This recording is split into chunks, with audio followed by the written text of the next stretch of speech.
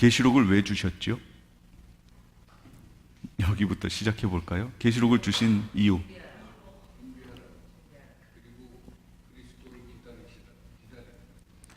집사님은 위로 준비하라.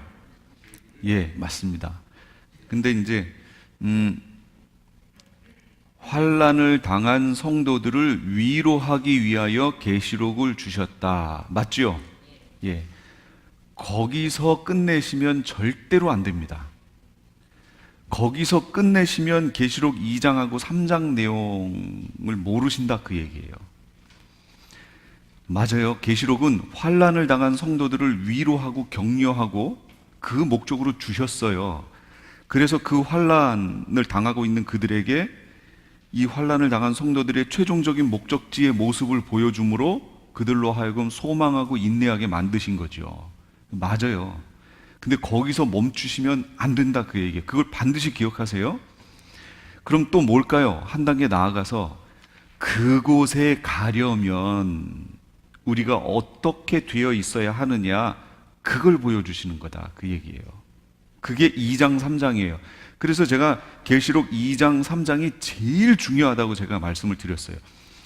뒷부분은 예를 들어 볼까요? 14만 4천이 누군가요? 그러면 사람들은 여러 가지 그 부분이 아마도 제 생각에 계시록에서 14만 4천이 누군가요? 라고 하는 그거에 대한 논란이 제일 많을 거예요. 어떤 사람들은 14만 4천은 12 곱하기 12 곱하기 10 곱하기 10 곱하기 10 무수히 많은 하나님의 택한 백성이다 라고 하는 분들도 있어요. 그게 무천년적 관점에서 그렇게 본다 그 얘기예요. 12 구약의 12지파, 12 신약의 12사도 합해서 144. 그 다음에 10은 만수, 꽉 찬 수. 그것도 삼위일체를 말하는 완전수인 3을 3번 10 그러니까 1000이 됐죠. 144 곱하기 1000 했으니까 14만 4천. 그러니까 이거는 14만 4천 명을 얘기하는 게 아니고 택함 받은 모든 무리를 얘기한다 라고 얘기합니다. 이게 무천년적 관점에서 일반적으로 그렇게 얘기해요. 그렇게 봐도 상관없어요. 그게 진리다 진리가 아니다 저는 그거 얘기하는 게 아니에요. 또는 그것은 실제 이스라엘의 택함 받은 14만 4천을 얘기하는 거다 이렇게 얘기해도 좋고 뭐라고 얘기해도 좋아요. 상관없어요. 그건 진리가 아니니까. 그 부분 가지고 구원이 왔다 갔다 하는 부분은 아니니까 그거는 그렇게 해석하시면 오케이, 그냥 그분은 그렇게 보셨구나, 이분은 이렇게 보는구나, 그럴 수 있어요. 근데 그러니까 계시록 2장 3장 그 윗부분은 견해들이 다를 수도 있고 여러 가지가 있을 수 있지만 2장 3장에 대해서는 견해를 달리하면 심각하다 그 얘기입니다. 이건 구원하고 직결되기 때문에 그래요. 그래서 계시록 2장 3장이 제일 중요하다고 했습니다. 어떤 분들은 계시록 6장부터 이렇게 나가시는 분도 계시고 책도 6장부터 이렇게 나와 있고 후반부 하여튼 6장부터 얘기하는 게 계시록 강의할 때는 편합니다. 흥미진진하잖아요. 인 떼지고 막 이러기 시작하니까 앞에부터 얘기하면은 참 힘듭니다. 근데 저도 시작을 요번에는 이제 6장부터 했어요. 그래서 사건을 전체 얘기하고 이제 사건을 봤으니 결론적으로 하나님이 계시록을 통해 보여주시고자 했던 게 무엇인가 하고 2장 3장을 지난주에 이제 했잖아요. 오늘 하는 게 옷을 입으라라는 얘기, 옷을 지키라 그런 얘기죠. 이게 최종 이 전체 계시록을 보는 결론의 눈이에요. 이게 없으면 안 된다 그 얘기입니다. 계시록의 2장 3장을 잘못 해석하면 구원을 이미 우리가 완성해 버린 것으로 얘기를 해버리게 된다 그 얘기입니다.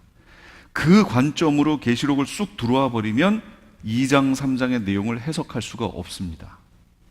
계시록이 그것들을 풀어가게 해야죠. 그것들을 계시록에서 증명을 하려고 이렇게 접근을 하면 안 된다 그 얘기예요.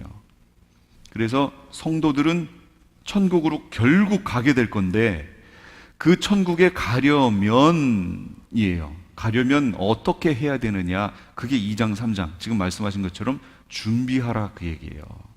단순히 위로만을 주는 게 아니고 위로와 함께 거길 가려면 너희는 준비하고 있어야 된다. 그리고 내가 왔을 때, 예수님이 내가 왔을 때 이렇게 보겠다, 그 얘기예요.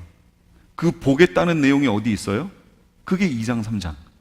교회들의 모습이 다 제각기인데 그 교회들의 모습을 통해서 내가 이런 부분들을 시험하겠다, 그 얘기죠. 한마디로 테스트해서 그 부분들에 대해서 합격점을 받아야 천국에 갈 수 있다. 그리고 이기는 자는 하고 얘기하셨잖아요. 이기는 자가 결국 받는 것이다. 그 얘기를 하신 거예요. 그 부분이 제일 중요하다, 그 얘기예요. 그러니까 아마도 지금 여기서 이 얘기를 다, 이 계시록의 얘기를 들으셨어도 시간이 지나고 나면 다른 분들이 하신 유튜브들을 통해서라든지 아니면 다른 곳에 가셔서라든지 어디 가셔서든 이런 계시록의 내용을 이제 듣게 되실 거예요. 그렇죠? 찾으실 테니까. 그러면 6장부터 그 후에 있는 견해들을 좀 달리하는 것도 많이 들으실 거다, 그 얘기죠. 그러면 그분은 이런 관점에서 또 이렇게 보시는구나. 오케이, 괜찮아요. 근데 잊지 마실 건 2장 3장 얘기는 꼭 잊지 마시라, 그 얘기입니다. 제일 중요하다고 제가 설명을 했어요. 자, 그리고 오늘 내용을 이제 들어가 볼게요. 옷을 지키라 라는 그런 내용입니다. 성경의 얘기는, 첫째는 옷을 지키라, 옷 얘기가 성경의 주류를 이룹니다. 옷, 신앙에 관련된 거에 있어서 옷 얘기가 주류를 이루고요. 두 번째는 결혼입니다. 혼인 얘기가 또 나옵니다, 주제로. 그래서 창세기에 시작하자마자 두 가지가 다 언급되지요. 예. 옷 벗겨지는 얘기, 옷 입혀주시는 얘기, 또 결혼시키는 얘기, 이거 나오잖아요. 이 두 가지가 성경의 큰 주제입니다. 흐름이에요. 이게 처음만 그렇게 얘기한 게 아니라 뒤에 와서도 그 얘기를 또 반복합니다. 그러니까 하나님은 결혼, 그 다음에 옷 입는 거, 이 두 가지를 가지고 알파와 오메가를 설명하고 계시다, 그 얘기입니다. 결혼, 아담과 하와가 결혼했지만 결국은 뒤에 가서 결혼하는 건 누구예요? 계시록에 그 첫째 아담 누구예요? 예수 그리스도. 첫째 아담, 이제 둘째 아담이신 예수 그리스도가, 그분이 신부된 우리와 결혼하신다, 그 얘기를 하는 거예요. 그거를 저 앞에서부터 계속해서 얘기를 해주고 있던 얘기고, 그 다음에 옷 얘기도 앞에서부터 계속해서 얘기를 해서 결론으로 가요. 그래서 바울도 하나님의 전신갑주를 입으라, 그렇게 얘기합니다. 옷이잖아요. 결국 갑옷도 옷이잖아요. 옷 얘기를 계속해요. 그리고 그리스도로 옷 입었다, 그리스도로 옷 입었다, 옷 입는 얘기를 성경에서 계속합니다. 이게 제일 중요하기 때문에 그래요. 그러면 태초의 인간의 옷 상태는 어땠느냐, 그겁니다. 영적인 상태에 취해 있었기 때문에 육체에 벗었음을 알지 못했지요. 육체는 어떻게 하고 있었어요? 그냥 벌거벗고 있었어요. 그러나 수치나 부끄러움이 없었어요. 그렇죠? 영적인 상태에 취해 있었고, 첫 번째는. 두 번째는 죄가 없었기 때문입니다. 지금 성령이 막 충만해졌어요. 그리고 옷 벗고 있으면 하나도 안 창피하고 그래요? 전혀 아니잖아요. 왜 그럴까요? 나는 영적으로 충만한데 왜 창피하고 수치스럽죠? 그렇죠. 아직 죄성이라는 것이 우리에게 남아있기 때문에 그렇다, 그 얘기예요. 수치와 부끄러움은 죄로 인한 결과다라는 것을 알게 된다, 그 얘기입니다. 그 죄라는 것이 없으면 아담과 하와도 수치를 느끼지 않고 부끄러움을 느끼지 못했다, 그 얘기죠. 몸은 벗고 있었는데 영은 어떻게 했다고요? 옷을 입고 있었습니다. 하나님의 형상으로 창조됐고, 그 하나님의 형상이 나중에 가면 누구냐면 결국 그리스도예요. 그리스도 곧 하나님의 형상이잖아요. 그래서 하나님의 형상으로, 그리스도로 옷 입었느니라, 그거예요. 하나님의 형상으로 창조됐다는 얘기는 그리스도로 옷 입고 있었다 그 얘기입니다. 우리가 영적인 상태가. 그래서 영광, 영화, 성결의 옷을 입고 있었습니다. 죄는 없었습니다. 그런데 이제 여기를 잘 생각해 보셔야 돼요. 죄는 없었죠. 그러나 죄를 지을 가능성은요, 있었죠. 그러니까 죄를 지을 가능성이 있었다는 얘기를 가만히 이렇게 생각해 보면, 하나님이 최초에 만드셨던 그 에덴 동산이 최종적인 상태가 아니구나 라는 걸 아시게 된다 그 얘기예요.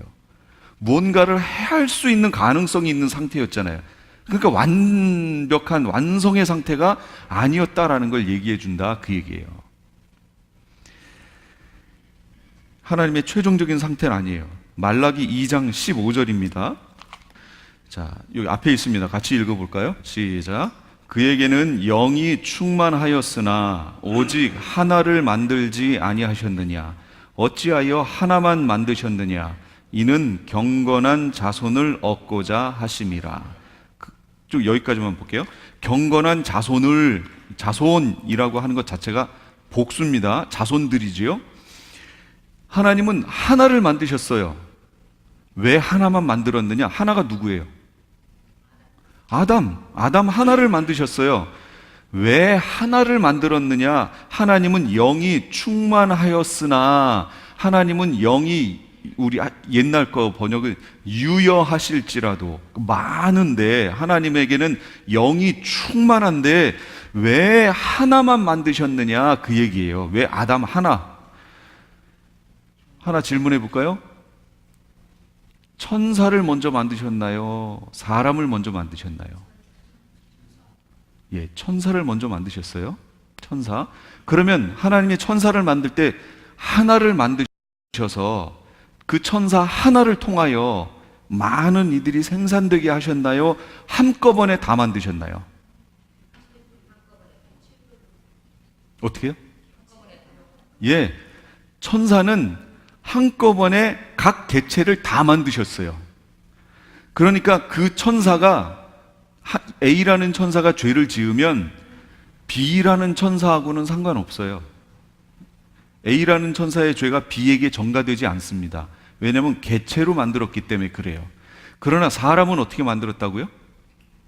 하나를 만드셨어요. 그리고 그 하나를 통하여 퍼져나가게 하셨어요.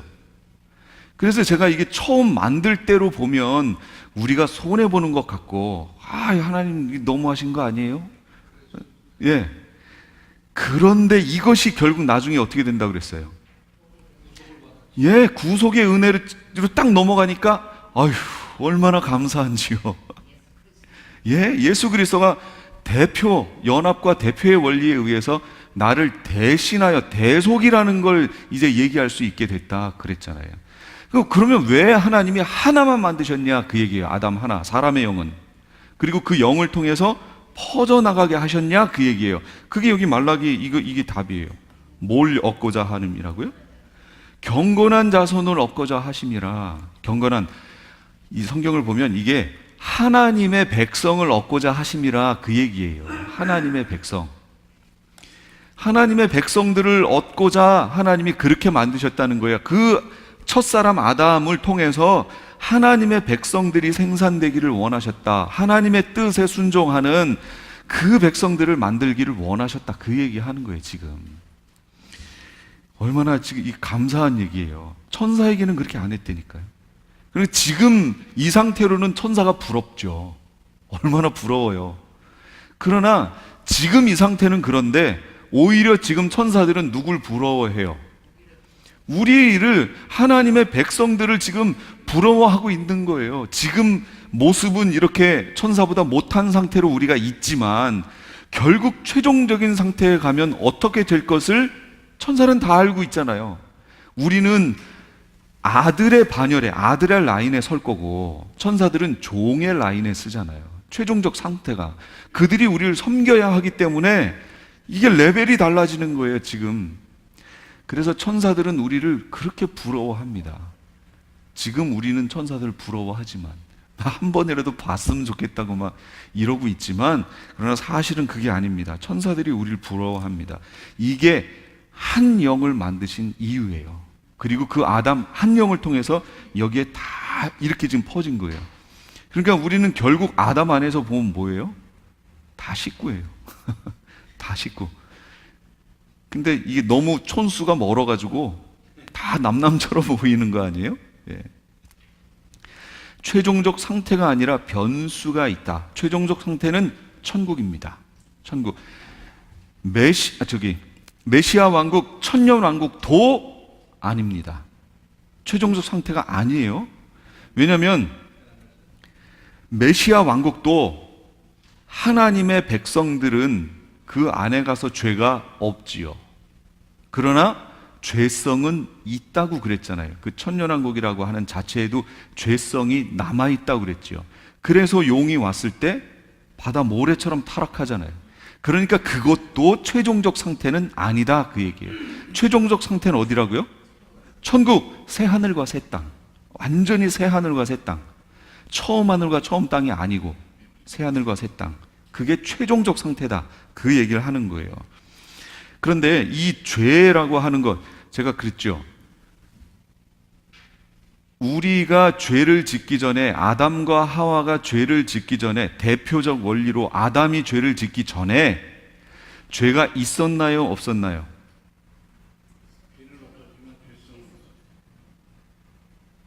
죄라고 하는 자체가 아담이 죄를 짓기 전에 있었나요, 없었나요?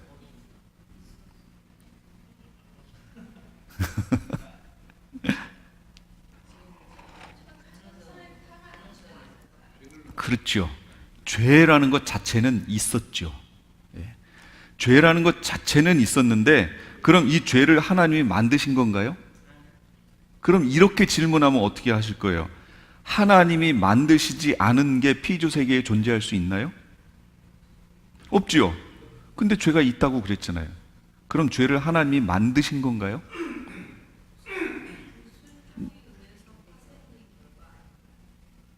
와, 이제 뭐 수준들이 지금 너무 올라가셔가지고 신학교에서 막 질문하는 질문을 던져도 막 답이 막 착착착착 나와요, 그냥. 죄라는 것 자체는 이거예요. 하나님이 만드시지 않은 것이 피조 세계에 존재하면 하나님 말고 다른 조물주가 있다는 얘기죠. 그러면 하나님은 절대자가 아니게 되는 거죠. 그러니까 하나님이 만드시지 않은 것은 이 세상에 존재할 수 없습니다. 그럼에도 불구하고 죄가 있다고 얘기했잖아요. 그럼 죄는 뭐냐? 없던 것이 만들어진 거냐? 그게 아니고 하나님의 뜻에 대해서 순종하지 않는 것, 그걸 죄라고. 그러니까 하나님의 진리의 말씀을 변형시킨 것, 요걸 죄라고 얘기합니다. 예. 그래서 죄라는 것이 있었지요. 누가 지었어요? 천사. 천사의 타락이 그거란 말이에요. 그리고 천사가 타락을 해서 딱 봤더니 누가 있어요? 사람이라는 존재를 하나님이 만드셨잖아요. 천사는 한번 죄 지으면 그걸로 끝납니다. 용서가 없어요. 사죄가 없어요. 천사를 위해서 예수님이 피를 흘렸다라는 내용이 성경에는 없습니다. 그러니까 대속이라는 것이 없습니다. 천사에게는 한번 죄 지으면 끝납니다. 우리에게는 죄를 지으면 하나님의 백성의 반열에서 죄를 지음으로 인해 떨어졌지만 대속이라는 걸 통해 우리를 다시 불러들일 수 있는 이 대속의 은혜가 우리에게 있다는 거예요. 그러니까 천사들이 우리를 부러워한다, 그 얘기예요. 이 타락한 천사, 특히 그 중에 수장격이 누구예요? 용, 뱀. 창세기에서는 뱀이라고 얘기했고, 그래서 계시록에서는 뭐라고 하냐면 옛뱀이라고 얘기하는 거예요. 옛날 그 뱀 얘기하는 거예요. 타락시켰던 하와로 하여금 선악과를 먹게 했던 그 뱀, 그래서 옛뱀이라고 얘기하는 겁니다. 용, 사단이라고도 하고 용이라고도 하고 옛뱀이라고도 하는 이 마귀, 요것이 들어와서 사람에게 선악과를 먹게 하는데, 그러면 보세요. 선악과 이 과일의 성분 속에 죄가 있었다, 아니면 그걸 먹는 것 자체가 죄였다. 뭘까요? 그렇죠. 선악과 안에 죄성이라는 게 들어가 있을 때 먹는 순간 나에게 들어와서 죄성이 들어온 게 아니다, 그 얘기예요. 그 선악과라고 하는 것 속에 하나님이 말씀을 담아 놓으신 거예요. 선악을 알게 하는 나무의 실과를 먹는 날에는 네가 어떻게 된다고요? 정령 죽으리라 라는 말씀을 그냥 담아 놓은 거예요. 여기 사과나무가 있는데 하나님이 이 사과나무를 통해서 이 나무의 열매를 먹는 순간 너는 정령 죽으리라 하고 담아 놓은 거예요. 진리를. 이거 성분이 그렇다는 얘기가 아니고, 말씀을, 진리를 담아 놨더니 뱀이 어떻게 해요? 그걸 순종하지 못하도록, 거역하도록 만들어서 결국 그걸 먹지요. 그래서 우리 속에, 인류 속에 죄라고 하는 것이 들어옵니다. 그래서 인류 속에 죄가 들어오게 만든 사건, 그게 선악과 사건. 죄라는 것 자체는 천사들의 타락으로 인해서 이미 존재했고, 그거 언제 했느냐? 그건 몰라요. 성경에 안 나오니까. 그러나 이미 존재했던 죄가 우리 인류에게 들어온 사건, 그게 선악과 사건. 이렇게 이해하시면 돼요. 그런데 하나님께서 하나님의 관점에서 그 죄를 보면, 죄가 뭐냐면 하나님의 경건한 자손들을 만드는 도구가 되는 거예요. 하나님 관점에서. 하나님이 죄가 존재할 것이라는 걸 하나님이 아셨을까요? 모르셨을까요? 아셨지요. 하나님이 전진데 아시지요. 그럼에도 불구하고 왜 죄라는 것이 나타나도록 허용하셨냐, 그 얘기예요. 하나님이 처음부터 막으면 되잖아요. 모든 존재 자체를 죄를 짓지 않는 존재로 그냥 만드시면 될 거 아니에요, 처음부터. 근데 하나님은 그렇게 안 만드셨다니까요. 그걸 허용하게끔 만드셨어요. 그럼 왜 그렇게 하셨냐, 그 얘기예요. 그게 뭐냐? 하나님의 경건한 자손들을 만드는 도구가 되어졌다. 이제 천국으로 가면 어떻게 돼요? 죄가 없어요. 가능성은요? 없습니다. 이제 가능성도 없어요. 죄를 지을 가능성도 없어요. 그래서 최종 상태예요. 이게 거기에 하나님의 이 처음 하늘과 처음 땅에서 만들어낸 경건한 자손들을 천국에 집어넣고 그 안에서 하나님이 영원히 함께 하시려고 했던 거예요. 이게 최종 목적이에요. 최종 종착지예요. 지금 우린 가는 중이다. 근데 그러면 이 죄라는 것이 마귀, 용의 관점에서는 뭘까요? 거꾸로 하나님의 경건한 자손들이 만들어지지 않게 하는 도구예요. 이해되셨어요, 지금? 그러니까 도구는 같아요. 누구의 손에 들렸느냐에 따라서 다르게 사용된다, 그 얘기예요. 칼, 얘를 잘 들잖아요. 요리사의 손에 딱 쥐어졌어요. 야, 그럼 이거 하나면 뭐 그냥 얼마나 사람들에게 행복을 주는 도구예요. 근데 살인자에게 이게 딱 주어져요. 얼마나 사람들을 죽이는 도구가 돼요. 같은 도구인데 누구 손에 있느냐에 따라서 그것이 의를 이루어내기도 하고 그렇지 않은 일을 하기도 한다, 그 얘기입니다. 문화도 똑같아요. 아니, 문화 얘기하면 여기 또 되게 길어지는데, 문화라는 것 자체가 우리 신문에 보면 문화라나 해가지고 뭐 영화 소식, 뭐 연극 소식 이런 거잖아요. 사실 문화라고 하는 그 말 자체는 인간이 세계관을 가지고 그 세계관을 삶으로 밖으로 표현해낸 것들, 그게 다 문화예요. 인디언들 같은 경우는 땅을 상당히 신성시하죠. 인디언들은 땅을 신성시합니다. 그랜드 캐년이라든지 그 엔텔로밸리 있는 그 지역이라든지 그쪽 지역이 다 인디언 땅이잖아요, 거기가. 지금 인디언들에게 거기가 주어져 있죠. 그러니까 제가 거길 가서 이렇게 차를 몰고 한없이 가더라고요. 끝도 없이 가요. 끝도 없이 진짜. 와, 어떻게 이런 곳이 있나 싶을 정도로 끝도 없이 가는데, 예전에는 거기를 인디언들이 어떻게 했어요? 말 타고 거기 다녔을 거 아니에요. 그 광활한 곳을 그냥. 그러니까 땅을 신성시할 수밖에 없겠다 싶은 거예요. 땅 보이는 것마다 지평선이에요. 지평선. 한국은 지평선이 없잖아요. 보이는 것마다 건물 아니면 조금 가면 그냥 산, 야산, 최소한 야산이라도 있고 트이질 않았잖아요. 몽골에 가면 몽골 사람들이 눈이 그렇게 좋대요.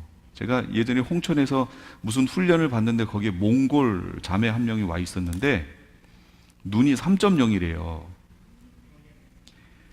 몽골 사람들은 지평선이 보이니까.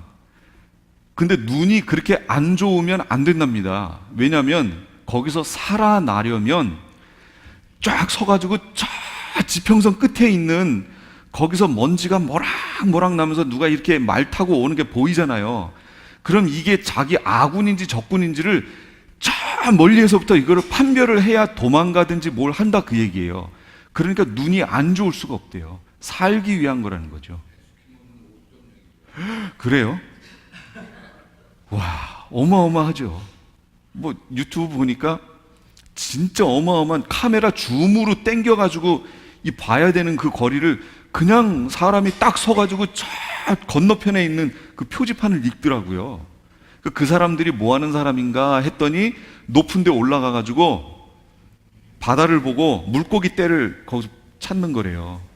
그래서 물고기 떼가 저기 있다 그러면 사람 그 배 타고 나가 있는 사람들한테 거기라고 신호를 이렇게 주는 거래요. 그럼 사람들이 그쪽으로 가가지고 물고기를 잡는 거예요. 지금은 레이더로 하지요. 근데 거기는 유럽에 있는 그 사람들은 높은 데 올라가서 그 사람이 보는 거예요. 이렇게 바다를. 그래서 물고기 떼를 거기서 찾아요. 그러니까 이 사람의 눈이 얼마나 좋은지요. 카메라 줌 렌즈로 땡겨서 완전히 땡겨가지고 글씨가 분별되는 걸 이 사람은 그 너머에서 그걸 읽어요. 그러니 눈이 얼마나 좋은 거예요. 인디언들이 그 광활한 거기를 살면서 세계관이 땅을 중시하게 땅, 신처럼 그거에 맞는 문화가 나왔겠지요? 땅을 중요시하니까 땅을 건드리지 않습니다. 개발을 안 해요. 땅이 중요하기 때문에. 그러나 다른 사람들은 다 세계관이 다르죠. 우리나라 사람 다르고 다 다릅니다. 특히 그 중에 지금은 세계관이 다 짬뽕이 되어 있는 시대에 살고 있어요. 그 중에 특히 우리는 기독교 세계관 갖고 있잖아요. 기독교 세계관이 뭐예요? 창조, 하나님이 창조하셨다. 타락했다. 하나님이 구원하셨다. 주님이 다시 재림하신다. 이 사고를 갖고 다른 세계관과 짬뽕이 되어 여기에 또 이제 물질의 중요성, 물질의 뭐 이런 게 막 짬뽕이 되어 지금 형성되어 있는 게 우리 기독교인들의 세계관이에요. 그럼 그 세계관을 가지고 내가 살아나겠죠? 살아가면서 뭔가를 결정할 때 내가 갖고 있는 세계관으로 뭔가를 표현할 거 아니에요. 옳다, 아니다, 난 이거 한다, 안 한다, 뭐 결정할 거 아니에요. 그렇게 해서 만들어진 건물에서부터 모든 것 다 그 표현된 것, 이게 다 문화예요. 이렇게 만들어진 문화, 그러나 이게 최종적일까요? 아닙니다. 천년왕국에 들어가면 천년이라는 기간이지요. 약 1000년인데 과학기술이 되게 발달할 것 같죠? 그렇지 않나요? 제 생각에는 과학기술이 발달 안 할 겁니다. 왜냐하면 예? 망가지더라도 이미 알고 있으면 거기서 이어서 가잖아요. 그러니까 엄청 발달하겠죠. 그러나 그렇지 않을 겁니다. 이전 것은 기억되거나 마음에 생각나지 아니할 것이라. 이전 것은, 그러니까 다시 지금의 남편과 지금의 아내와 또 살고 싶으냐? 그랬잖아요. 이전 건 기억 안 난다니까요. 생각나지 않아요. 그러니까 이전에 갖고 있었던 모든 것들 없어요. 아담이 처음 만들어졌을 때 뭐 있었어요? 없었어요. 머릿속에 아무것도 없었어요. 그 하나님이 주신 하나님의 형상을 따라서 그때부터 만들어가기 시작한 거지요. 근데 창세기의 내용을 가만 보시면 제사법, 하나님 앞에 하나님과의 관계와 연결되어 있는 문화적인 것은 세세 후손을 통해서 발달합니다. 그렇죠? 근데 그게 아니고 이 세상 문화, 이 철을 어떻게 다루어야 하느냐, 뭐 이런 내용들, 그런 것들은 누굴 통해 발달해요? 가인의 후손을 통해 발달합니다. 그러니까 천년왕국에 들어가면 분명히 이 성경에 있었던 모습이기 때문에 하나님께 예배하는 문화, 하나님과의 관계적 문화, 이거에 대한 문화가 발달할 겁니다. 그러니까 지금처럼 인류가 계속 달에 가느니 어디 가느니 막 생명체 찾아내고 뭐 진화론 얘기하고 이건 말도 안 됩니다. 그런 건 그때 없어요. 진화론이 맞습니까? 진화론 안 맞아요. 연대 측정하는 거 가봐도 그게 얼마나 모순이라는 게 지금 지구의 인류 역사가 그렇게 오래되지 않았습니다. 실제로. 그게 최근 과학에서 다 드러나고 있는 내용이거든요. 근데 론이니까 아직 결정된 게 아니에요. 근데 그 진화론 가지고 마치 결정된 것인 양 모든 학문을 그렇게 만들잖아요. 제 여동생, 저랑 3살 차이 나는 여동생이 있는데, 대학 때 제 여동생이 다니는 학교에 생물책을 제가 이렇게 봤어요. 그래서 그때 제가 한참 창조과학회 뭐 이쪽으로 해가지고 막 이거 하고 그럴 때인데, 그래가지고 옛날에 생물책이 어떻게 기록됐었더라? 이 생각이 갑자기 나는 거예요. 그래서 동생 생물책을 이렇게 봤어요. 그랬더니 그 서두에 뭐라고 나오냐면, 정확한 문구는 기억이 안 나는데 이런 거예요.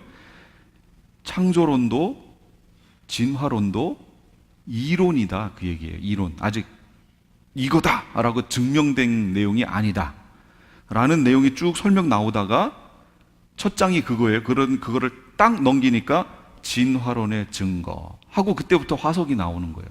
아니, 지금 바로 앞장에서는 그거는 아니라고 자기 얘기해 놓고 한 장을 탁 넘기니까 진화론의 증거 이렇게 나와요. 이거 무슨 말의 모순 아니에요, 이거? 그걸 제가 보면서 얼마나 웃긴지요. 나도 이러고 배웠는데 고등학교 때는 그런 의식이 없었잖아요. 그러니까 그냥 넘어갔는데 나중에 보니까 이게 얼마나 웃긴 얘기였는가, 그게 이제 알게 되는 거죠. 진화론 이런 거 없어요. 메시아 왕국, 천년왕국에 가서 그런 거 없어요. 하나님이 우리가 부르기 전에 대답을 하시는 그런 곳이에요. 얼마나 친밀함이 있는 곳이에요. 하나님이 만드셨다는 거, 하나님이 창조주라는 거, 이거 다 이제 완전하게 거울 보는 게 아니라 얼굴과 얼굴을 대하여 보는 것처럼 이렇게 보는 세상이 되기 때문에 다른 거에 막 이렇게 아닙니다. 하나님 앞에 예배하는 거, 하나님 앞에 나아가는 그 문화가 엄청 발달할 겁니다. 나누어 주고, 저 사람 힘들어하면 왜 힘들까? 그래서 그거 고쳐주고 그 사람 편하게 해주려고 내가 가진 재능을 가지고 써서 그렇게 해준다든지, 가진 거 나눠준다든지, 이런 문화가 발달하지요. 지금처럼 이렇게 안 돼요. 그러나 저 외곽 지역에서는 그렇게 될 수 있지요. 왜냐? 아마겟돈 전쟁을 하러 왔다가 살아남은 이들이 몇이 거기로 들어가 버리잖아요. 그러니까 그들이 거기에 들어가서 그 역할을 할 거라 그 얘기죠. 하여튼 문화라는 거, 이것도 최종적인 상태가 아니다. 지금 천년왕국 얘기한 거예요. 그러면 최종이 어디냐? 천국. 사람이 만든 문화는 최종적인 게 아니에요. 하나님이 만드신 그 문화가 최종적입니다. 자손도 역시 지금 최종적이지 않습니다. 하나님이 만드신 거기로 가야 최종적입니다. 그런데 왜 인간의 영적 옷이 벌거벗겨졌는가? 왜 벗겨졌어요? 죄로 인해 영적 옷이 더러워지고 벌거벗겨집니다. 이걸 반드시 기억하셔야 돼요. 영적 옷을 입었는데 영적 옷이 언제 벗겨지냐, 그 얘기예요. 이걸 지금 우리에게 적용하면 우린 구원의 옷을 입었는데 구원의 옷이 언제 벗겨지냐, 그 얘기예요. 구원의 옷이 그럼 벗겨졌다는 얘기는 무슨 의미예요? 구원을 잃었다, 그 얘기가 되는 거예요. 이게 중요한 얘기다, 그 얘기예요. 그래서 7교회 얘기 2장 3장 내용에 보면 벌거벗겨졌다라고 얘기하잖아요, 교회를 향해서. 그럼 그 교회에 구원이 있다는 얘기인가요, 없다는 얘기인가요? 없어요. 성경에 그런 내용이 얼마나 많은데요. 얼마나 많은데 정말 안타까워요. 그래서 그런 부분이 스가랴서 3장 3절 4절 여호수아가 더러운 옷을 입고 천사 앞에 서 있는지라 여호와께서 자기 앞에 선자에게 명령하사 그 더러운 옷을 벗기라. 옷이 더러워지면 어떻게 돼요? 벗겨지는 거예요. 그거 벗겨지는 거. 그러니까 옷이 더러워질 수 있어요, 없어요? 있어요. 뭐 때문에 더러워지지요? 그래서 2장 3장에 얘기하는 거예요. 옷을 어떻게 하라고요? 빨으라고 얘기하는 거예요. 자꾸 세탁을 하라, 빨아라. 옷을 빨아서 깨끗하게 벗겨지기 전에 더러운 옷을 빨리 빨아라, 깨끗하게 하라. 이 흰 옷 입은 자들이 누구며 어디서 왔는가?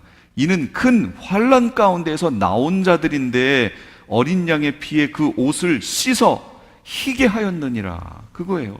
옷을 씻어야 돼요, 빨리. 이 개념이 없으면 그분 정말로 구원 얻기 힘듭니다. 처음에는 그리스도로 옷을 입었죠. 예수 믿을 때. 그 믿음이 누가 주신 거예요? 그 믿음을? 예, 성령이 그냥 은혜로 주신 거예요. 그래서 옷을 입었죠. 그러나 내가 살아가며 죄를 지어서 옷이 더러워졌지요. 근데 이 더러워진 상태를 계속 유지하고 계속 더럽히면 나중에 옷이 어떻게 된다고요? 벗겨져요. 그 벗겨진 교회가 7교회 중에 있는 거예요. 그러니까 그 다음부터는 이제 어떻게 하라고요? 사서 입어라, 그 얘기 하는 거예요. 사서. 네, 대가를 지불하고. 세상 것에 취하면 옷이 벌거벗겨집니다. 노아가 포도주를 마시고 취하여 그 장막에서 벌거벗은지라. 이게 단순히 술 마시고 포도주 마시고 취해서 그냥 벌거벗겠다, 이걸 얘기하는 게 아니에요. 구약에 있는 내용은 영적인 의미를 거기에 내포하고 있습니다. 이 세상 것에 취하면 영적인 옷이 그 당대의 의인이라고 말을 듣는 노아도 세상 것에 취하니까 그 옷이 벗겨지는 거예요. 노아도 그랬는데 하물며 우리는요? 우리도 그렇죠. 그러니까 빨리 이렇게 된다는 걸 깨닫고 옷을 깨끗하게 어린 양의 피에 씻는 그게 있어야 한다, 그 얘기입니다. 근데 회개가 단회적이라고요? 이제 회개할 필요 없다고요? 그럼 그 사람 어떻게 되는 거예요? 구원 못 얻는다, 그 얘기죠, 결국. 그래서 구원파가 구원을 못 얻습니다. 성경대로 말합니다. 지금 구원파는 구원 못 얻습니다. 그게 진짜 진리라고 믿고 있으면. 근데 교회들이 지금 그걸 따라가고 있잖아요. 이게 안타깝다, 그 얘기입니다. 세상 것에 취하면 옷이 벗겨지고, 그럼 옷의 용도가 뭐예요? 죄와 허물을 덮고 가리는 용도잖아요. 이게 옷의 용도예요. 옷을 취하여 아비의 하체를 덮었다. 옷으로 너를 덮어 벌거벗은 것을 가리우고. 에스겔서에. 인간 죄의 근본은 선악과에 걸려 넘어진 결과입니다. 그렇죠? 여자가 나무를 본즉 먹음직도 하고 보암직도 하고 지혜롭게 할 만큼 탐스럽기도 한 나무인지라. 그래서 결국 넘어가요. 원래 이 선악을 알게 하는 나무의 실과를 내가 먹지 말라, 먹는 날엔 정령 죽으리라. 이거 하나님이 누구에게 주신 말씀이에요? 아담에게 주실 때 하와가 있었나요, 없었나요? 없었습니다. 그러면 하와는 이 내용을 누굴 통해 들은 거예요? 아담을 통해 들은 겁니다. 그러니까 전달 될 때 그때 조심해야 되고, 미혹을 받는 이들은 전달한 자가 아니라 전달 받는 자라는 것을 기억하셔야 돼요. 지금 계시록의 내용을 여기 오신 분들이 듣고서 아이고 이거 누구도 들었으면 좋겠고 안타깝고, 그래서 여기 있는 이 원고도 더 가져가시고 누구에게 조금이라도 더 전해주고 싶고 그러시지요. 여기 오신 분들은 직접 들었기 때문에 미혹을 잘 안 받아요. 근데 전에 들은 사람들은요, 미혹을 잘 받습니다. 다른 사람이 조금만 뭐라고 얘기하면 금방 헷가닥하고 넘어갑니다. 정확하지 않기 때문에 그래요. 그 말씀을 정확히 알아들어야 돼요. 정확히. 얼마나 중요한지 몰라요. 마태복음도 보세요. 예수님 40일 금식하시고 시험 받으실 때 돌이 떡덩이 되게 하라, 예수님이 말씀으로 물리치셨죠. 그 다음에 성전에 가서 뛰어내려라 그러면서 시편 말씀을 가지고 사단이 유혹하지요. 시편 말씀, 네가 뛰어내리면 천사들을 보내서 너의 발이 돌에 부딪히지 않게 하시리로다 그러잖아요. 그랬더니 예수님이 뭐라고 그래요? 또 기록되었으되 주 너의 하나님을 시험치 말라 하였느니라 그러잖아요. 맞다, 내가 지금 여기 뛰어내려 죽으면 성경에 있는 그 내용이 이루어지지 않지요. 그러니까 내가 만약에 여기서 누가 나를 떠민다든지 해서 내가 여기 뛰어내려서 저 밑에 떨어지면 분명히 하나님은 천사들을 보내서 발이 돌에 부딪히지 않게 생명을 보존하실 것이다. 예수님이 오신 사역을 이루어야 되니까 살려낼 것이다. 그러나 그렇게 기록되었어도 주 너의 하나님을 시험치 말라 하였느니라. 그거예요. 시험 안 하시는 거예요. 만약에 이 말씀을 몰랐다면 예수님 어떻게 해야 돼요? 뛰어내려야 돼요. 그 말씀이 맞다라고 뛰어내리셨어야 돼요. 근데 시험치 말라 하는 말씀도 있다 하고 그걸 딱 물리치시잖아요. 그 다음에 높은 산에 가서 영광을 보여주고 나에게 경배해라. 그럼 이 모든 건 내 건데 내가 다 너에게 주겠다. 거기서도 말씀으로 대적하시잖아요. 주 너의 하나님만을 경배하라 라고 얘기하고 이 사단아 물러가라고 얘기하시잖아요. 말씀 가지고 하시는 거예요. 그러니까 말씀을 대충 그런 것 같기도 하고 아닌 것 같기도 하고 이렇게 아시면 안 된다 그 얘기입니다. 그래서 우리가 이렇게 말씀을 배우는 거는 정확하게 알기 위해서예요. 예수님도 오셔서 내 입의 검으로 싸우겠다 그러셨잖아요. 입의 검이 뭐라고요? 말씀, 진리로 대조해 보겠다 그 얘기예요. 제가 집에 식탁 한 요만한 거, 식탁 조그만 거 저희 집사람하고 둘만 쓰니까 큰 게 있었어요. 이렇게 막 빼면 이렇게 길어지는 거 있잖아요. 그거 전 뭘로 썼냐면 탁구대로 썼습니다. 집에서 쭉 빼놓고 집사람이랑 저녁에 막 탁구 치는 거 하다가 어깨를 다쳤어요. 둘 다. 그래서 그 한의원에 갔더니 이게 뭐라고 그러더라? 회전근개 파열인가? 그 얘기를 하더라고요. 그래서 한동안 이거 못 올렸어요. 어느 방향에만 딱 아프더라고요, 이게. 근데 탁구 치는데 딱 그 모양이 딱 걸리잖아요. 그러니까 못했어요. 그래서 이거 치우고 요만한 거 뭘 하자. 그래서 제가 이걸 만들었죠. 이 위에 판이 있으니까 밑에 나무 사다가 그냥 나무 4개를 만들자.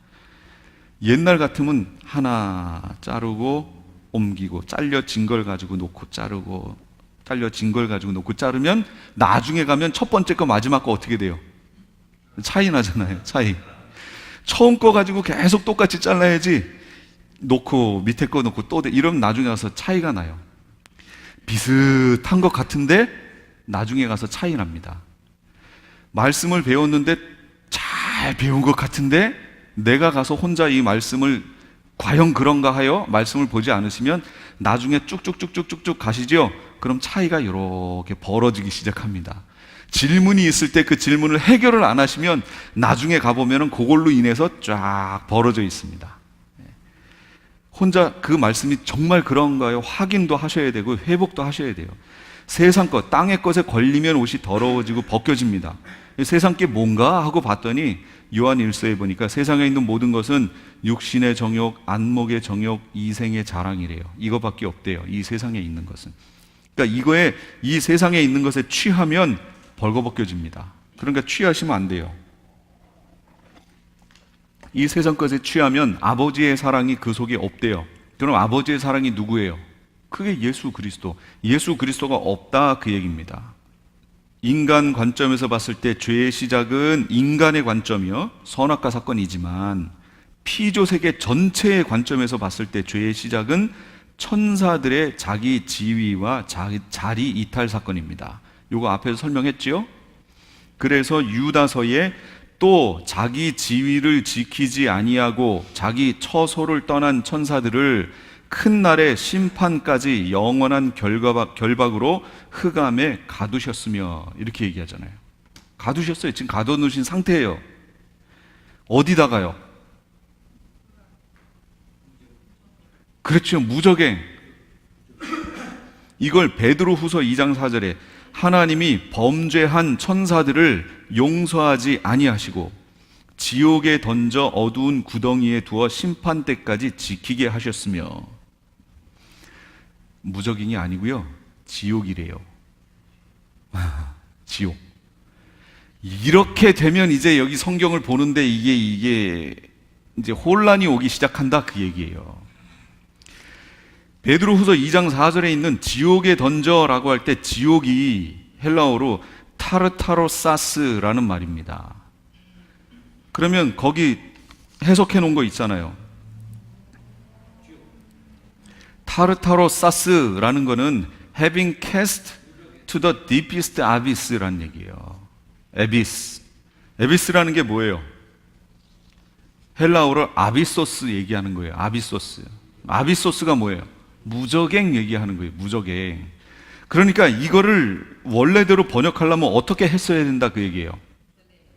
예, 범죄한 천사들을 용서하지 아니하시고 무적행에 던져 어두운 구덩이에 두어 심판 때까지 지키게 하셨으며, 이렇게 번역했어야 성경을 이해하는데 쉬웠다 그 얘기예요. 지금 천사들이 어디가 있고, 사람이 죽으면 낙원에 가느냐 음부에 가느냐, 타락한 천사들은 무적행에 들어가 있고 최종 백보자 심판을 거쳐 천국과 불못으로 간다라고 하는 정확한 이 라인이 딱 서는데, 여기에다 갑자기 지옥에 던져 하고 우리말로 번역을 해놓으니까, 그러면 지금 불못, 지옥에는 제가 아무도 없다고 그랬잖아요. 지금 안 들어갔다니까요. 어딜 거쳐야 들어가요? 백보자 심판을 거쳐야 들어가잖아요. 근데 그 백보자 심판을 거치지도 않고 1번으로 들어가는 이들이 있어요. 둘, 누구예요? 예, 두 짐승. 바다 짐승과 땅 짐승, 그 짐승들이 예수님이 재림에 내려오셔가지고 그들을 아마겟돈 자리에 잡아가지고 그냥 불못에 넣어버리시잖아요. 얼마나 분노가 대단하셨는지, 그들을 잡아다 그냥 넣어버리시잖아요. 지금 지옥에는 없다니까요, 아무도. 근데 여기에 지금 타락한 천사, 범죄한 천사들이 지옥에 가 있다고 얘기하면 내용이 안 맞잖아요. 예. 그러니까 이 단어 선택을 하는 데 있어서, 우리 성경 번역에 있어서 단어 선택을 하는 게 얼마나 중요하냐 이 얘기예요. 한번 다른 표현으로 이렇게 써버리면 이거 고치기가 되게 어렵습니다. 심리학에서요, 한번 부정적인 얘기를 딱 듣죠. 그럼 이거를 고치려면 어떻게 해야 되는 줄 아세요? 그게 7대1 법칙이에요. 어떤 여인이 아름다운 옷을 탁 입고 자기 딴에는 아름답다고 생각하고 딱 나왔어요. 근데 처음 만난 어떤 사람이 이걸 보고, 에이 왜 그런 옷을 입었어, 색깔이 어떻고 뭐가 어떻고 뭐랑 안 어울리네, 이렇게 얘기해 버리죠. 그럼 그 다음부터 그 옷 안 입습니다. 절대로 안 입습니다. 그럼 그 옷과 자기와의 관계에 이거를 깨려면 어떻게 해야 되는 줄 아세요? 예, 7번의 긍정적인 얘기를 들어야 원점으로 갑니다. 다음에 그걸 입었죠? 그랬더니 어떤 사람이 어휴 너무 이쁘고 잘 어울린다, 한 사람이 그렇게 해주죠? 그래도 안 믿어요. 두 번째 어떤 사람이 봤는데 그 사람도 와 너무 이쁘고 잘 어울리는데 안 믿습니다. 몇 번까지요? 7번까지 해야 자기가 처음 옷 입고 나왔을 때의 상태예요. 부정적인 거 하나 없애려면 7배의 그 긍정적인 얘기를 들어야 없어집니다. 근데 이게 성경 이해하는데도 똑같다 그 얘기예요. 한번 이렇게 잘못된 것이 박혀버리죠. 그러면 그걸 그 속에서 바꾸기가 얼마나 어려운지 몰라요. 얼마나 어려운지 몰라요. 그 박혀있는 것 때문에. 성경 보는 것도 그래요. 어느 날 옛날에 아주 존경하는 목사님의 얘기를 딱 들었는데, 어떤 그분이 그렇게 얘기하셨어요. 처음 이제 들은 얘기인데 그렇게 하셨어요. 그러면 그 후로 어떠한 목사님이 그 부분에 대해서 얘기를 해도 안 들어와요. 그거 바꾸려면 몇 번이요? 7배 들어야 돼. 7배. 그 똑같은 부분에 대해서 7배를 들어야 그때 가서야 그것도 바뀌는 것도 아니고 원점으로 와요. 그런가? 아닌가? 요 상태가 되는 거예요. 이게 심리학적으로 사람들 속에 있습니다. 그러면 성경에 이런 내용이 요거 하나밖에 없을까요? 많습니다. 많아요. 왜냐하면 성경을 최초에 번역할 때 선교사들이 와서 번역했을 거 아니에요. 그 선교사들이 아주 완벽한 신학적인 이런 걸 가지고 이렇게 오신 분들이 아니잖아요. 그러니까 그들이 갖고 있던 그걸 관점을 가지고 이걸 번역을 해서 그 당시 알고 있는 단어로 그냥 집어넣기 때문에, 그러는 과정에서 단어 선택에 약간의 A라는 단어가 더 좋은데 B라는 단어를 쓴 경우, 이런 것들이 종종 있습니다. 성경에 보면 많이 있어요. 그거 예를 하나 더 들어볼까요? 자, 그 내용이 바로 거기 있습니다. 하나님의 아들들이라는 단어예요. 하나님의 아들들이라는 내용에 대해서 잘 들어보세요. 2페이지 맨 밑에 2번 볼게요. 중요 구절들, 구약에서 사람에게 하나님의 아들들이라는 호칭이 사용된 사례, 이거 딱 하나 있습니다. 호세아 1장 10절이에요. 같이 거기 있는 거 한번 읽어보세요. 시작. 그러나 이스라엘 자손의 수가 바닷가의 모래같이 되어서 헤아릴 수도 없고 셀 수도 없을 것이며 전에 그들에게 이르기를 너희는 내 백성이 아니라 한 그곳에서 그들에게 이르기를 너희는 살아계신 하나님의 아들들이라 할 것이라. 이거 하나예요. 아들들이라 할 것이라. 무슨 얘기예요? 미래형이에요. 미래형. 이걸 잘 기억하셔야 돼요. 아들들이라고 안 한다는 거예요. 지금 앞으로 할 거라는 거예요. 그러면 결론적으로 구약 시대에 사람들에 대해서 하나님의 아들들이라는 호칭이 사용된 건가요? 안 된 건가요? 안 됐습니다. 호세아서에 이 단어가 딱 사람에 대해서 사용됐는데 그것도 지금 그렇게 부른다는 얘기가 아니라 앞으로 부를 거다 그 얘기예요. 부를 거. 그러니까 사용이 안 됐다 그 얘기입니다. 그럼 신약에서 사람에게 하나님의 아들들이라는 호칭이 사용된 사례 제가 다 찾은 거예요. 보세요. 로마서 8장 14절. 무릇 하나님의 영으로 인도함을 받는 사람은 곧 누구라고요? 예. 제가 원어를 이거 다 찾았습니다. 하나님의 아들이라가 아니고 하나님의 아들들이라. 다 복수입니다. 하나도 예외 없이 다 복수입니다. 이 복수가 왜 중요한지 이제 보세요. 나중에 로마서 8장 19절. 피조물이 고대하는 바는 하나님의 아들들이 나타나는 것이니. 로마서 9장 26. 너희는 내 백성이 아니라 한, 이거 호세아 예언이었죠. 이걸 바울이 갖다 쓰는 거예요. 한 그곳에서 그들이 살아계신 하나님의 아들들이라 일컬음을 받으리라 함과 같으니라 하면서 이스라엘과 이방이 예수 그리스도를 통하여 대속의 은혜를 받고 성령을 선물로 받은 후 그들을 하나님의 아들들이라 부르겠다. 그게 이루어졌다라는 걸 얘기하는 거예요. 그러니까 구약에서는 사람에게 하나님의 아들들이라는 호칭을 쓸 수 있나요, 없나요? 없습니다. 예수 그리스도의 대속의 사건이 없었잖아요. 그리고 구원에 대한 보증으로 성령이 주어지지 않았잖아요. 그러니까 하나님의 아들들이라는 호칭을 사용할 수 없다 그 얘기예요. 그리고 실제 구약에선 한 번도 사람에게 하나님의 아들들이라는 호칭들이 사용된 적이 없습니다. 갈라디아 3장 26절. 너희가 다 믿음으로 말미암아 그리스도 예수 안에서 하나님의 아들들이 되었으니.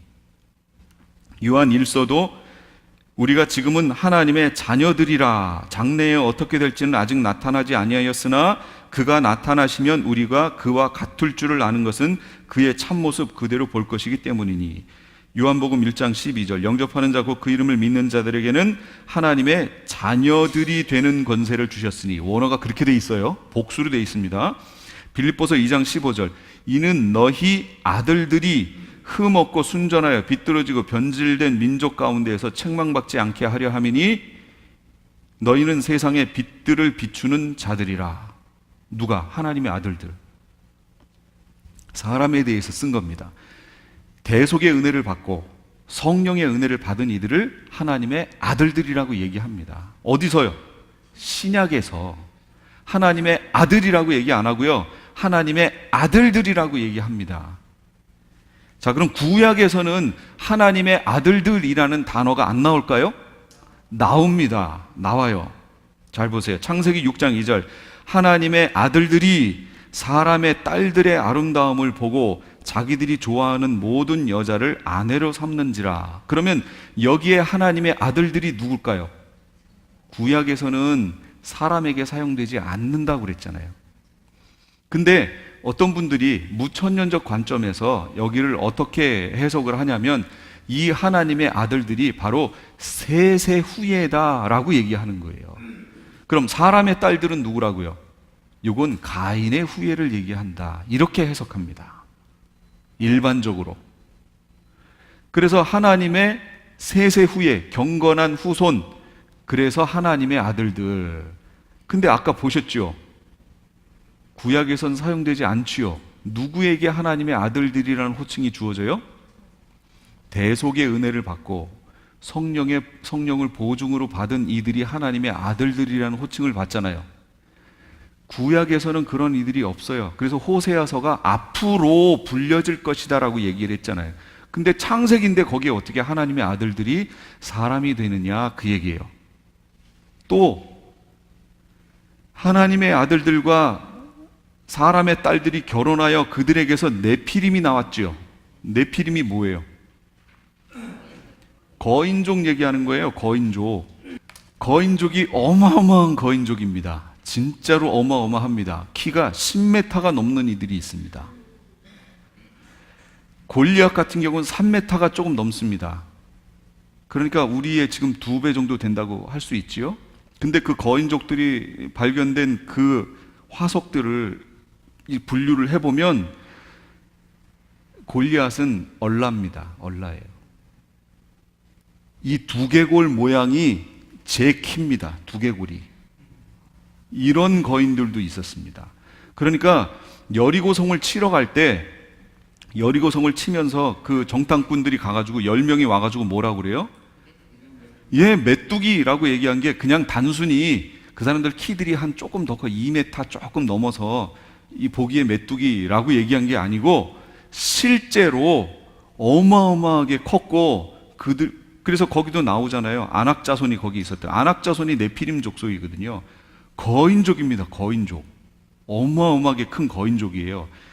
그거 이따가 쉬는 시간 잠깐 끝나고 그때 제가 찾아가지고 보여드릴게요. 그런 거인족이에요. 그러면 하나님의 사람하고 사람하고 결혼했는데 왜 그 사이에서 전혀 새로운 종인 거인이 나와요? 그거 어떻게 설명될 거예요? 설명이 안 되잖아요. 예, 설명이 안 됩니다. 그러니까 여기 하나님의 아들들이란 얘기는 사람을 얘기하는 게 아니다, 그 얘기예요. 사람이 아닌 어떤 존재들을 얘기한다, 그 얘기예요. 그럼 어떤 존재를 얘기했느냐? 성경을 계속해서 볼까요? 창세기 6장에도 또 하나님의 아들들 나오죠. 당시에 땅에는 네피림이 있었고 그 후에도 어떤 후에도 노아 홍수 후에도 하나님의 아들들이 사람의 딸들에게로 들어가서 자식을 낳았으니 그들은 용사라 고대의 명성이 있는 사람들이라. 예, 그 후에도 가나안 땅에 네피림들이 있었어요. 거인족들이.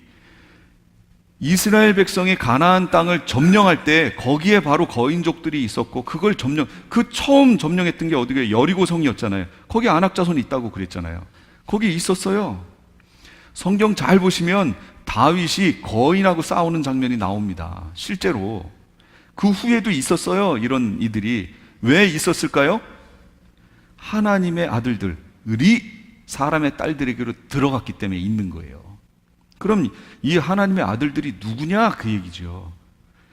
이게 해석되면 이때에 바로 무저갱으로 들어간 이들이 있구나라는 걸 알게 된다, 그 얘기입니다. 계속 볼까요? 욥기. 하루는 하나님의 아들들이 와서 여호와 앞에 섰고 사탄도 그들 가운데 온지라. 그러면 여기서 하나님의 아들들이 사람이 아니라는 걸 아시겠지요? 하루는 어떤 날 하나님의 아들들이 와서 서고 여호와 앞에 서고 사탄도 섰대요. 그러면 이게 무슨 얘기예요? 사탄과 상대적이며 그에 준하는 존재가 섰다, 그 얘기지요. 사람이 아니에요. 사탄과 준하는 존재가 와서 섰다, 그걸 얘기하는 거예요. 욥기 2장 1절. 또 하루는 하나님의 아들들이 와서 여호와 앞에 서고 사탄도 그들 가운데 와서 여호와 앞에 서니 사탄과 준하는 존재가 와서 섰다, 그 얘기예요. 이 욥기는 저자가 누구냐면 이스라엘 탈무드에 보면 모세라고 나와 있습니다. 그럼 모세 오경, 창출, 레민신, 창세기, 출애굽기, 레위, 민수기, 신명기에서 창세기에 아까 하나님의 아들들이라는 호칭 사용됐죠. 그다음 욥기에 하나님의 아들들 나왔죠. 그러면 욥기에 보면 하나님의 아들들이 사람이 아니라는 걸 아시겠죠. 그렇다면 똑같은 저자가 똑같은 단어를 하나는 다른 존재에게, 하나는 사람에게 이렇게 썼겠어요? 아니죠. 같은 존재니까 같은 존재로서 썼겠죠. 그러니까 창세기에 나와 있는 하나님의 아들들은 세세 후예를 말하는 게 아닙니다. 이건 사람이 아닌 어떤 존재를 얘기하는 거예요. 그럼 어떤 존재일까요? 어떤 존재일까요? 2페이지로 가보세요.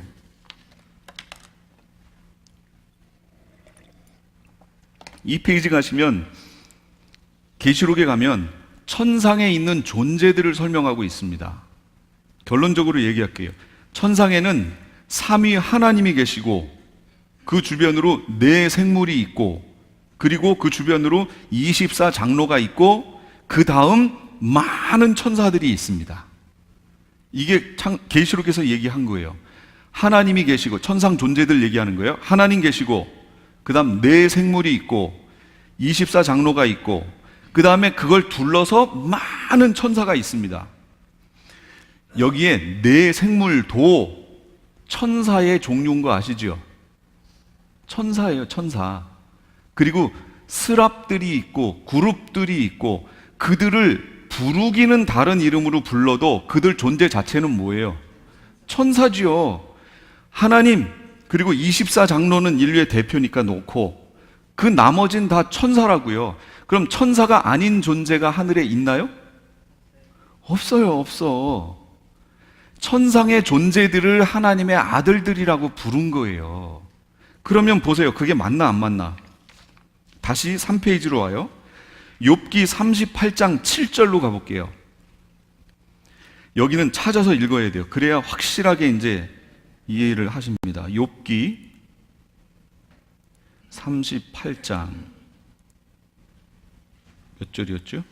7절? 그럼 한 4절부터 볼까요? 자, 여기 보시면 하나님께서 욥에게 말씀하시는 거예요. 너는 대장부처럼 허리를 묶고 내가 너에게 묻는 것을 대답해라. 내가 땅에 기초를 놓을 때 네가 어디 있었느냐? 네가 깨달아 알았거든 말할지니라.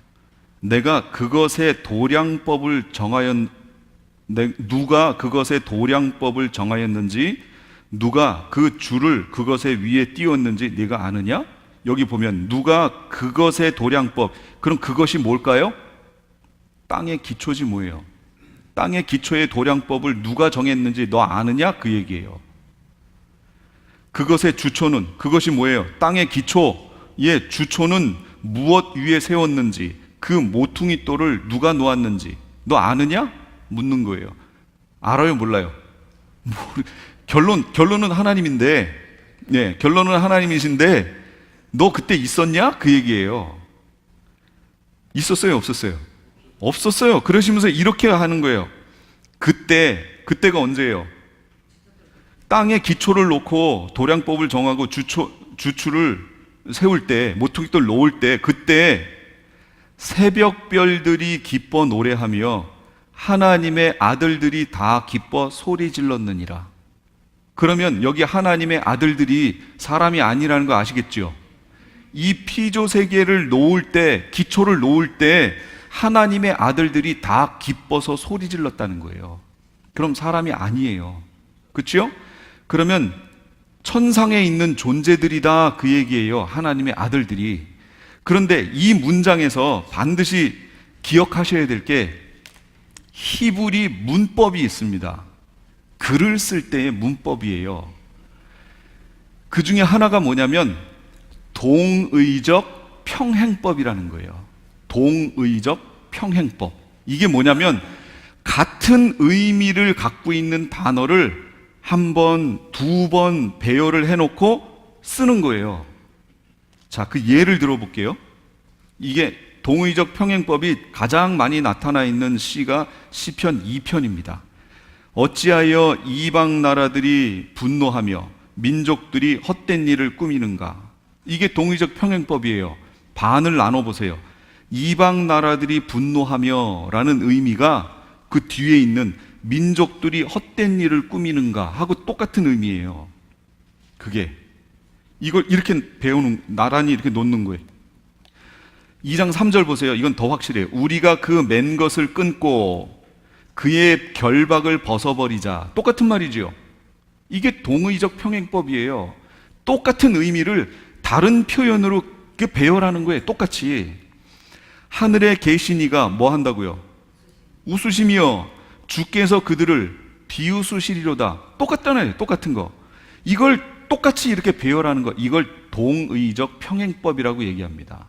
이게 어디에 또 나오냐면 신약에서는 너희는 먼저 그의 나라와 그의 의를 구하라 라는 내용이에요. 이게 따로 분류되어 있지만, 분해되어 있지만 사실은 같은 내용이에요. 너희는 그의 나라와 그의 의를 구하라. 이 얘기는 뭐냐면 그의 나라가 곧 뭐란 얘기예요? 의, 하나님의 의가 성취된 것이 그의 나라다, 그 얘기예요. 이걸 마태복음에 있거든요. 마태는 어느 나라 사람이에요? 유대인이잖아요. 마태. 유대인이기 때문에 유대 기법으로, 문학적 기법으로 그걸 기록한 거예요. 이걸 동의적 평행법이라고 얘기하는 겁니다. 이거 이해하셨죠? 그러면 다시 욥기로 가볼게요. 욥기 38장 7절입니다. 그때에 새벽별들이 기뻐 노래하며 하나님의 아들들이 다 기뻐 소리 질렀느니라. 이게 동의적 평행법으로 기록된 거예요. 그렇다면 하나님의 아들들이 누구라는 거예요? 새벽별들이란 얘기죠. 그럼 새벽별, 제가 별이 계시록에서 뭐라고 그랬어요?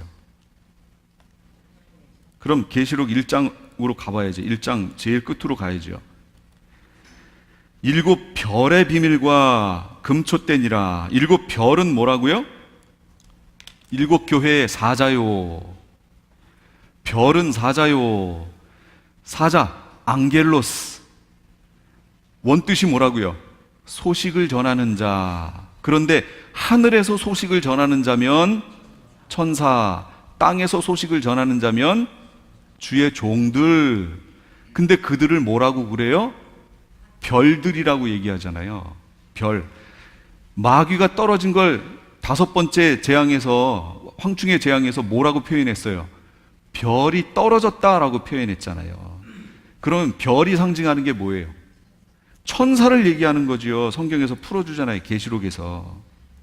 그럼 아까 욥기 38장 7절에서 동의적 평행법에 의해서 새벽 별들이 기뻐 노래하며 하나님의 아들들이 다 기뻐 소리했다. 그러면 하나님의 아들들이 누구라는 거예요? 별, 천사란 얘기예요. 천사, 결국. 그러니까 이 구약에서 하나님의 아들들, 그러면 그건 천사들을 얘기한다라는 걸 기억하시라, 그 얘기입니다. 이게 성경에 있는 내용이에요. 그러면 더 확인을 해볼까요? 시편 29편 1절. 다윗의 시예요. 너희 권능 있는 자들아, 영광과 능력을 여호와께 돌려라. 그랬죠. 근데 이게요, 권능 있는 자들아 라고 얘기했던 이것이 원어가 베네 엘림이란 얘기예요. 이게 히브리어로 베네 엘림. 히브리어는 거꾸로 읽습니다. 거꾸로. 베네는 아들들이라는 뜻이고 엘림은 전능자라는 뜻이에요. 그러면 전능자가 누구예요? 하나님의 아들들이란 얘기예요. 이게 원어의 뜻이. 그러면 시편 29편 1절은 이 말씀대로 해석해서 다시 읽을게요. 너희 하나님의 아들들아, 영광과 능력을 여호와께 돌리고 돌릴지어다. 그 내용이에요, 이게. 그 다음 시편 89편 6절.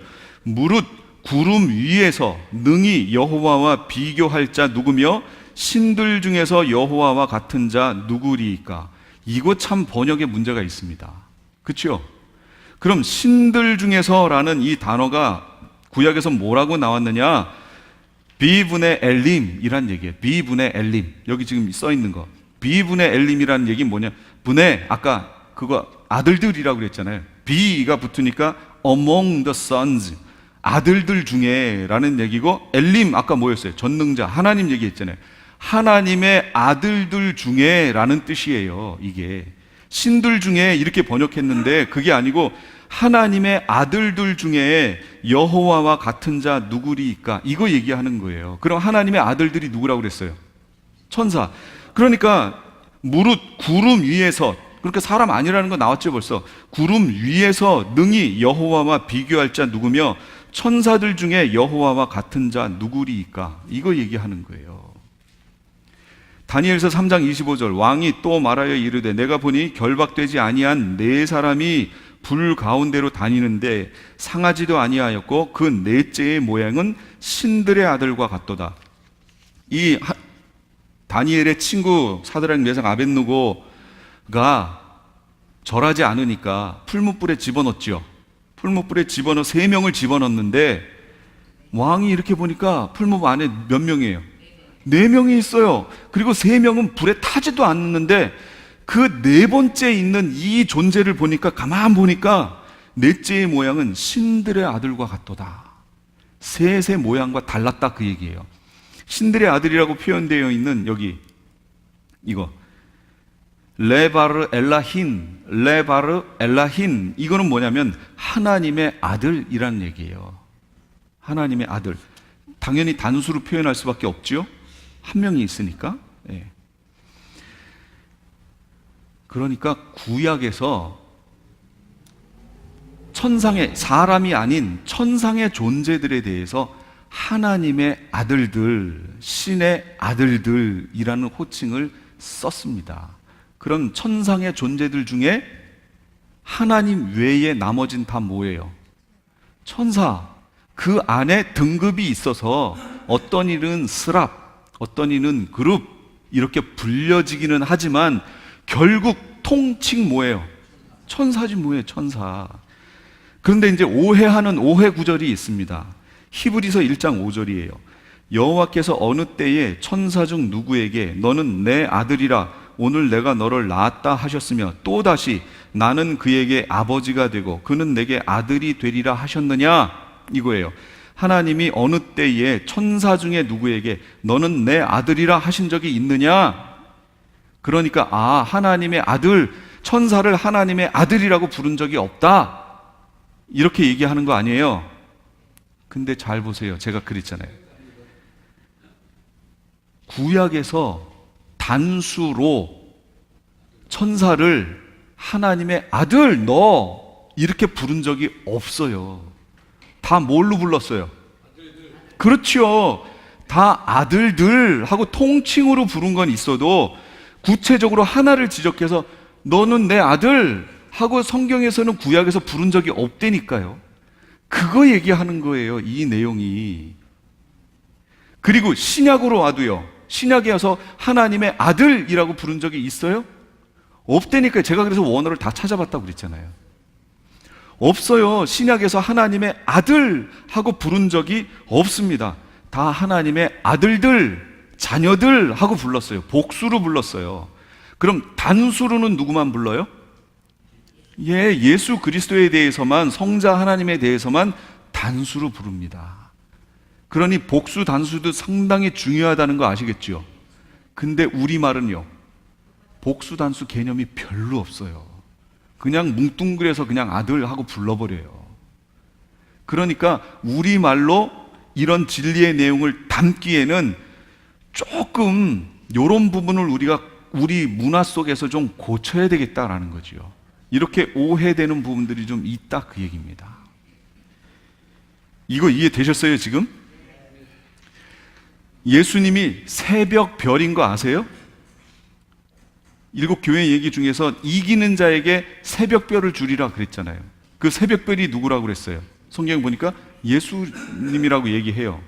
근데 아까 욥기 거기에 보시면 38장에 보면 새벽 별들 하고 구별하잖아요. 정확히 구별한다니까요. 성경의 원어는 정확히 구별해 놨습니다. 새 하늘들과 새 땅, 새 하늘과 새 땅 구별해 놨어요. 우리말로 옮길 때 이런 것들을 이게 별로 중요하게 안 그때 신학으로 보면 중요치 않은 거예요. 그게 천년왕국은 없다고 생각하니까, 이게 거기라고 천국이라고 생각하니까 그냥 새 하늘과 새 땅 그냥 번역해 버리는 거지요. 이래서 그게 중요하다 그 얘기입니다. 그 격 하나, 성 하나, 수 이런 것들이 우리 단어에는 많이 없는데 원어에는 히브리어와 헬라어에는 그게 정확히 있습니다. 완전히 구별이 갑니다. 다른 단어예요, 표현이. 그래서 정리 4페이지. 구약과 신약 특이사항, 사람과 천사. 구약에서는 사람을 백성, 성민, 아내 이런 걸로 불러요.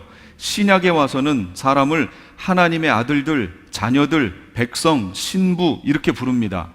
그런데 천사들을 보세요. 구약에서 사자, 천사, 별들, 하나님의 아들들, 신들의 아들들 이런 식으로 불러요, 천사를.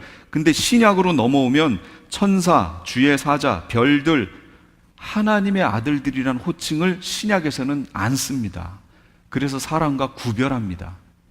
구약에선 하나님의 아들들이 천사지만 무슨 사건을 계기로 이게 갈라졌다고요?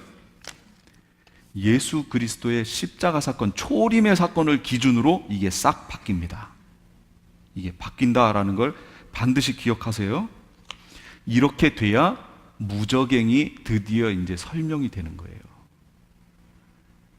그래서 먼저 타락했던 그 천사들, 아까 유다서하고 베드로후서에 있던 타락한 이들을 잡아다가 무저갱에 집어넣어 버린 거예요.